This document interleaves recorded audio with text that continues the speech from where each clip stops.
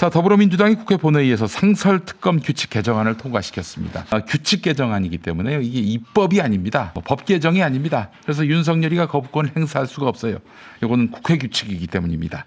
자, 국회 규칙을 교체한 것이 보니까 대통령 또는 그 가족이 연루된 사건의 경우 7명으로 구성되는 상설특검 후보 추천위원회에 국회가 추천하는 목 4명 중에 여당 추천 몫을 없애도록 하는 것입니다. 대통령과 대통령 가족 수사인데 어떻게 여당 추천 몫을 허용할 수 있겠는가? 그럼 공정한 수사가 가능하겠는가? 이런 얘기죠. 자, 그래서 민주당하고 나머지 2개 국민의힘을 제외한 나머지 소속 의원 수가 많은 정당이 추천하도록 했습니다. 민주당 2명 그리고 조국혁신당과 진보당이 각각 1명. 진보당은 사실 개혁신당과 똑같은 세석인데 근데 개혁신당 같은 경우는 이 선수 이 소속 국회의원들이 전부 다 초선이에요.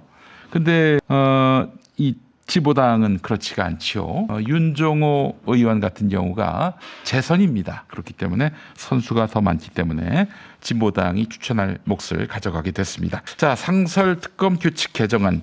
이번에 그 민주당이 추진하고 있는 수사 요구안을 보니까 삼부토건 주가 조작 그리고 세관 마약 수사 외압 그리고 국회에서의 증언 감정 등에 관한 법률 위반 이런 것들을 수사 대상으로 명시했습니다. 자, 김건희 특검법이 12월 10일에 이제 재표결됐는데 여기서 부결될 경우에는 도이치모터스 주가 조작과 명태균 국정농단 게이트 의혹도 상설특검 수사 대상에 추가하는 그런 방안을 민주당은 모색하고 있습니다.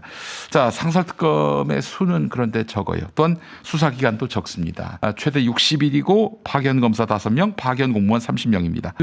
곧바로 이제 출범시킬 수 있단 말이죠. 윤석열이 임명만 하면은. 네. 근데 윤석열이 임명을 보류할 가능성이 있습니다. 근데 법을 보면은 3일 이내에 임명하라 이렇게 돼 있는데 골라서 안 할 경우가 있어요. 그냥 버티고 개기는 경우가 상정될 수가 있는 것입니다.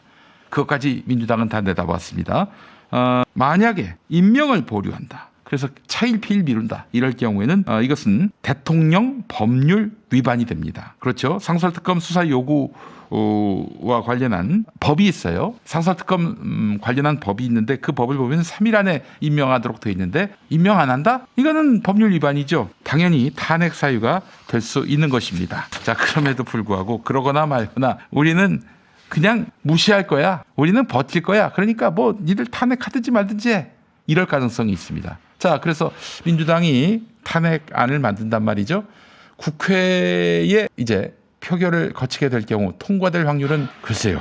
그때는 뭐 여야가 아주 극명하게 대립할 테니 이탈표는 적을 것이고 그렇다면은 대통령 탄핵안은 통과가 어려울 가능성이 높습니다. 그럼 민주당은 그때 또 가서 좌절할 것이냐? 아니죠. 그래서 오늘 제가 그 지혜를 하나 공유하고자 합니다. 예. 윤석열이 상설특검을 임명하지 않고 지연 전략을 쓸 가능성이 있다. 국회 탄핵 안 될 거라고 생각하고 계속 개길 가능성이 있다. 이게 상상이 되는데요. 자, 그렇다면은 자기 마누라와 관련된 일에 대한 특검 거부니까 명백한 이해 충돌인 것이 확실한데 이럴 때 민주당은 헌법재판소 재판관 3명을 추천하지 않는 겁니다. 예. 국회 의결을 안 하면 돼요. 그러면은 국회 의결이 안 됐는데 무슨 수로 헌법재판소 재판관 3명이 추가될 수 있겠습니까? 현재 헌법재판소 재판관이 6명입니다. 원래 9명이어야 하는데 3명이 이제 말하자면 임기가 다 돼서 이제 그만뒀어요. 3명을 추가해야 하는데 국회가 아직까지 지금 보류하고 있는 중입니다. 예. 그래서 이제 여야가 최근에 합의를 이루어서 3명을 이제 추천하기로 뜻을 모았는데 만약에 윤석열이 상설특검법 이거 거부한다. 그때까지는 좀 두고 있었으면 좋겠다는 거예요. 민주당이 빨리 합의해주고 통과시키지 말고 기다렸다가 만약에 이런 식으로 윤석열이 상설특검 임명을 거부한다. 그러면 국회도 헌법재판관을 임명하지 않는 겁니다. 임명하지 않는 거예요. 자, 그러면 헌법재판관 6명으로 헌재가 돌아갈 수 있느냐?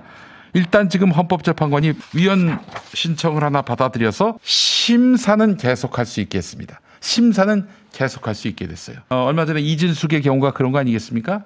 그러니까 헌법재판관이 9명 중에 6명이 돼버려서 심사가 중단되는 일을 막아달라 이렇게 이진숙이 요청을 했는데 그걸 받아들인 거죠. 그러나 심사만 하는 거예요. 결정 헌법재판관 6명 중에 1명이 반대하면 못합니다. 할 수 없게 돼 있어요. 자, 그럼 어떻게 되느냐? 이제 헌법재판관 3명 임명하지 않으면 끝까지 가는 겁니다. 끝까지 가는 거예요. 예, 민주당이 문제가 있는 검사 지금 탄핵하려고 하지 않습니까? 대통령 빼놓고는 민주당 주도로 다 탄핵시킬 수가 있어요. 지금 탄핵 대상은 다 탄핵시킬 수 있습니다. 대통령 빼고는.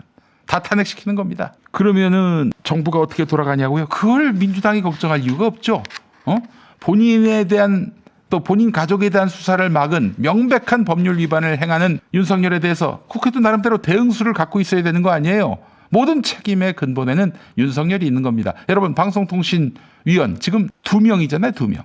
1명은 탄핵 중이고 2명 갖고는 돌아갈 수가 없습니다. 왜냐하면 2명이 대통령 추천 몫이고 나머지 3명이 더 있어야 되는데 3명은 국회 추천 몫이란 말이죠. 민주당에서 최민희 현 의원을 2년 전에 방송통신위원으로 추천했더니 윤석열이 임명을 안 했어요. 그래서 이진숙을 추천하려는 국민의힘의 추천도 민주당이 묵살해버렸죠.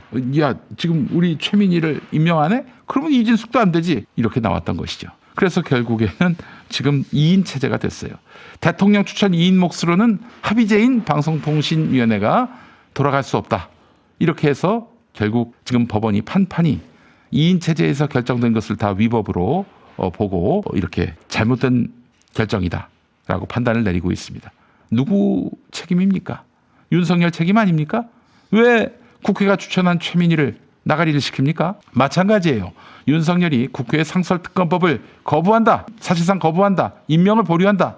할 수 없어요. 그러면은 헌법재판관을 국회가 추천하지 않아야지요. 자, 그렇게 되면 헌법재판관이 추천이 안 돼서 누군가에 대한 선고, 결정을 내릴 수 없게 된다라고 했을 경우에는 이제로부터 민주당 주도로 탄핵하는 공직자들은 윤석열 퇴임 때까지 못 돌아올 가능성이 대단히 높아집니다. 자, 힘에는 힘으로 맞서야 하는 것입니다.